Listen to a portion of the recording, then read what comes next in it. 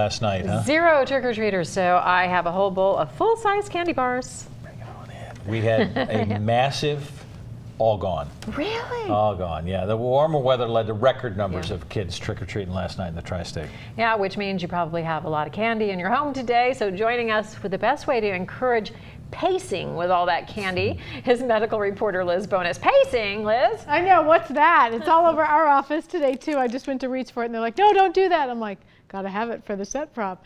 It's hard to avoid eating candy today, and if you have concerns about it adding calories or cavities for your kids, we stopped out at Buttermilk Family Dentistry in Crescent Springs today to share some common sense ideas on how you can have your candy and eat it too.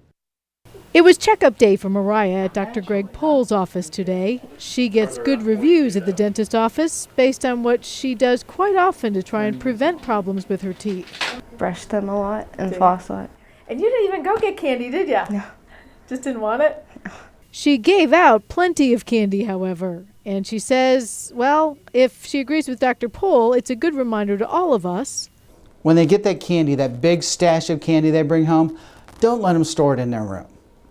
Because if they store it in their room, they're going to snack on it all the time. Put it in a central location, the kitchen, the pantry, something like that, where you as a parent can monitor their intake. He points out that one of the reasons Mariah has good checkups is that it's not really just about Halloween week, it's the things that you do the rest of the year. So he says take inventory. What else is in your home that might be causing cavities or be bad for your teeth? You see, when it comes to candy, The sugar doesn't actually cause the cavity. The sugar is the bacteria it feeds off of. That's what causes the cavity, and the acid that develops erodes the enamel. so that means you should limit all foods and drinks with sugar in them for kids. The sports drinks and the sodas, and what that does, it creates a constant acidic environment all day long. Dr. Pohl says tap water is his drink of choice because it has fluoride. Bottled water often does not.